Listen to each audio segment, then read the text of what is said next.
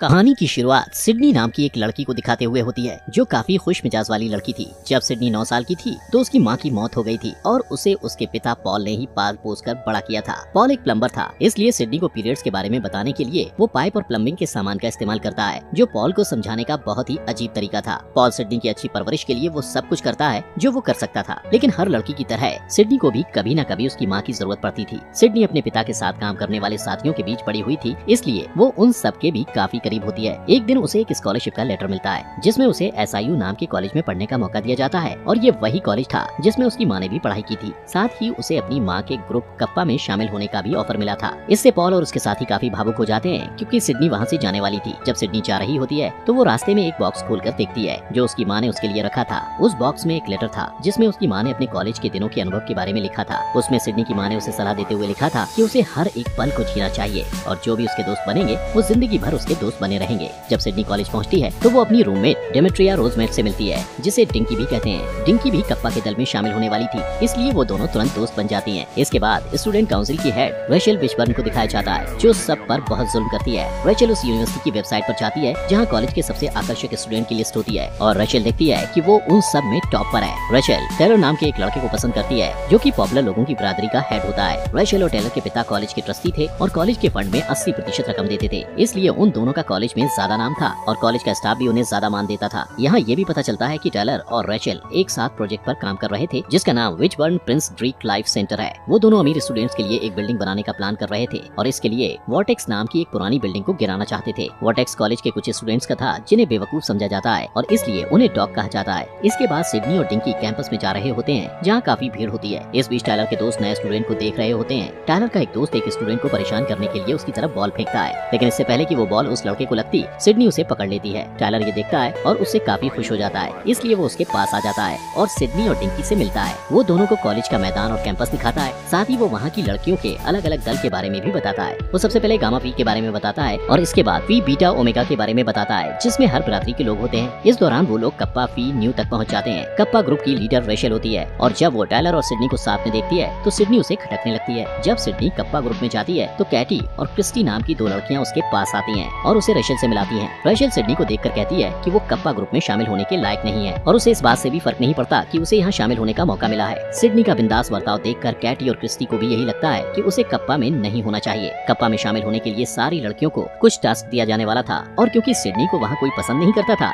इसलिए उसे सारे टास्क अकेले ही पूरे करने होते हैं। यहाँ सिडनी को पता चलता है कि टायलर जल्द ही वहाँ का मुकदमेबाज बनने वाला है और रेचल सीनेट की सदस्य बनने वाली है, लेकिन इससे सिडनी को कोई फर्क नहीं पड़ता है। इसके बाद आधी रात को रेचल अपने ग्रुप के साथ नए स्टूडेंट्स के कमरे में जाती है और सारी लड़कियों को उठाकर उन्हें उनका पहला टास्क देती है जिसमें वो कहती है कि उन लोगों को इसी वक्त किसी लड़के को डेट के लिए पूछना होगा। वो लड़कियों को मेकअप करने, ब्रश करने और अपने बाल ठीक करने से भी मना कर देती है और कहती है कि उन्हें अपने डेट के साथ 15 मिनट के अंदर स्टेट स्ट्रीट डिनर पर आकर उससे मिलना होगा। अब इससे सिडनी काफी उलझन में होती है और किसी लड़के को ढूंढने लगती है। बहुत ढूंढने के बाद उसे लेनी नाम का एक लड़का मिलता है जो किताबी कीड़ा होता है। वो उसे उसके साथ डेट पर जाने के लिए पूछती है और इससे पहले कि लेनी जवाब देता वो उसे तुरंत लेकर रेचल के बताए हुए पते पर टाइम से पहले पहुंच जाती है। इसके बाद रेचल उसे दूसरा टास्क देते हुए कहती है कि उसे लेनी को छोड़ना होगा। सिडनी कहती है कि वो ऐसा नहीं करेगी क्योंकि लेनी एक अच्छा लड़का है। रेचल उसे लेनी और कप्पा ग्रुप के बीच किसी एक को चुनने के लिए कहती है, इसलिए सिडनी को उसकी बात माननी पड़ती है। इस बीच लेनी बाथरूम जाता है और जब वो वापस आता है तो वहाँ पर कोई और नहीं होता है। यहाँ उसके साथ और भी बुरा होता है क्योंकि उसे ही सारा बिल चुकाना पड़ता है। सिडनी की परवरिश कुछ ऐसे हुई थी जिससे वो सारे टेस्ट को बाकी लड़कियों से ज्यादा अच्छे से पूरा करती है और इस बीच वो अनजाने में ही बाकी लड़कियों को प्रेरणा दे रही होती है कि वो रेचल की गलत बातों से कैसे दूर रह सकते हैं। इससे रेचल को बहुत गुस्सा आता है, लेकिन वो इस बारे में कुछ कर भी नहीं पाती। इधर सिडनी टेलर के काफी करीब जा रही होती है और टेलर को भी वो अच्छी और प्यारी लगती है। एक दिन सिडनी की मुलाकात लेनी से होती है और वो उससे अपने किए की माफी मांगती है और बताती है कि उसने ऐसा टास्क की वजह से किया था, लेकिन लेनी वहाँ से चला जाता है। इसके बाद रेचल सारी लड़कियों को इकट्ठा करके ये कहती है कि अब टास्क वाला राउंड खत्म होने वाला है और बहुत जल्द वो सब कप्पा सिस्टर्स बनने वाली हैं। इसके लिए कॉलेज में अगले दिन एक ट्रेडिशनल प्रोग्राम होने वाला था जहाँ रेचल कप्पा सिस्टर्स का नाम ऐलान करने वाली थी। यहाँ रेचल एक विजेता को चुनती है जिसे आने वाले प्रोग्राम के लिए ड्रेस मिलने वाली है, लेकिन जब रेचल देखती है कि सिडनी विजेता है तो उसे अच्छा नहीं लगता। इस दौरान सिडनी को यूनिवर्सिटी की वेबसाइट के बारे में पता चलता है जहाँ सबसे आकर्षक स्टूडेंट की लिस्ट होती है, लेकिन वो देखती है कि उसका नाम उस लिस्ट में 213वें नंबर पर है। रेचल ये देख लेती है और उसे जानबूझ के एक ब्लैक ड्रेस देती है ताकि वो सबके सामने बुरी दिखे। अगले दिन जब सिडनी वो कपड़े पहनकर प्रोग्राम में आती है तब टायलर उसके पास आता है और वो उसके लुक की तारीफ करता है और उसे डांस करने के लिए कहता है। जल्दी ही रेचल एक एक करके कप्पा सिस्टर्स का नाम ऐलान करती है और उन्हें उनके बैच बनाती है, लेकिन जैसे ही सिडनी की बारी आती है तो वो बेकार का बहाना करके सिडनी को कप्पा ग्रुप से बाहर कर देती है। उसकी बेइज्जती करने के लिए वो सबको बताती है कि सिडनी के पिता एक प्लम्बर हैं और साथ ही वो उसकी ड्रेस भी वापस मांगती है। सिडनी को गुस्सा आता है, इसलिए वो सबके सामने अपनी ड्रेस निकालकर फेंक देती है और वहाँ से निकल जाती है। इसके बाद सिडनी तेज बारिश में बाहर बैठकर भीग रही होती है। तब लेनी और उसके दोस्त उसके पास आते हैं और उसे अपने घर पर रहने के लिए कहते हैं। इसके बाद लेनी सिडनी को अपने सारे दोस्तों से मिलवाता है। वो सबसे पहले उसे टेरेंस से मिलाता है, जो बहुत होशियार होता है। स्पैंकी बहुत शर्मीला होता है। जॉर्ज बच्चों की तरह बर्ताव करता है। बिली को हवाई यात्रा की वजह से थकान हो गई होती है और जेरेमी को लड़कियां पसंद होती हैं। पूरा कॉलेज इन लोगों को बेवकूफ समझता है, लेकिन वो लोग ऐसे नहीं होते हैं और वो सिडनी का अपने वॉर्टेक्स में स्वागत करते हैं। जल्दी सिडनी उनके टूटे फूटे घर में रहने लगती है और उन सबके काफी करीब हो जाती है। एक दिन वो सबसे कहती है कि वॉर्टेक्स को रिपेयर करने की जरूरत है, लेकिन सब लोग उस बात को नजरअंदाज करने की कोशिश करते हैं क्योंकि वो लोग रेचल से डरते हैं। इधर रेचल जब सिडनी का नाम सबसे आकर्षक स्टूडेंट्स की लिस्ट में दूसरे नंबर पर देखती है तो बहुत गुस्सा हो जाती है। जल्द ही कॉलेज में चुनाव होने वाला होता है और इसलिए सिडनी अपने सभी दोस्तों के लिए चुनाव का फॉर्म लेकर आती है और उन्हें चुनाव लड़ने के लिए उस फॉर्म को भरने के लिए कहती है, लेकिन सब मना कर देते हैं। उनके पास रिजर्वेशन होता है और इसके बाद सिडनी सबके अंदर विश्वास जगाने के लिए उन्हें एक भाषण देती है और उन्हें मना लेती है। इसके बाद सब लोग चुनाव के लिए पर्चे तैयार करते हैं और एक स्टॉल बनाते हैं जहाँ वो सबको अपने चुनाव में खड़े होने के मकसद के बारे में बताते हैं, जिसे टेरेंस लीड करता है। वो लोग वॉर्टेक्स को रिपेयर करके बाकी ग्रुप को भी सुधारना चाहते थे, लेकिन उनका असली मकसद रेचल को स्टूडेंट काउंसिल से बाहर करना था। इस बीच डिंकी उनके स्टॉल पर आकर सिडनी से माफी मांगती है और लेनी के साथ फ्लर्ट करने लगती है। उसी वक्त रेचल वहाँ से गुजर रही होती है और स्टॉल पर रुककर कहती है कि वो लोग ये चुनाव कभी नहीं जीतेंगे, लेकिन सिडनी उसकी बातों को नजरअंदाज कर देती है। इसके बाद अगले सीन में सिडनी लाइब्रेरी में होती है और टायलर उसके टेबल के पास फूल लेकर आता है और उसे उसके साथ डेट पर चलने को कहता है, लेकिन सिडनी मना कर देती है। और जब टायलर वहाँ लगातार गाने गाने लगता है तो वो परेशान होकर उसके साथ डेट पर जाने के लिए मान जाती है। इसके बाद टायलर उसे एक जगह पर लेकर जाता है जहाँ वो बेघर बच्चों को खाना खिलाता है और ये देखकर सिडनी उससे काफी इम्प्रेस हो जाती है। फिर वो और टायलर डूबते हुए सूरज को देखकर अपना खाना खाते हैं और साथ में काफी मजे करते हैं। जब सिडनी वापस आती है तो देखती है कि उसके रूममेट्स उस पर नजर रख रहे हैं, इसलिए वो उन्हें सजा के तौर पर ये कहती है कि वो उन्हें अपनी डेट के बारे में कुछ नहीं बताएगी। दूसरी तरफ रेचल टायलर के कमरे में होती है और उससे बात करती है। वो कहती है कि सिडनी चुनाव में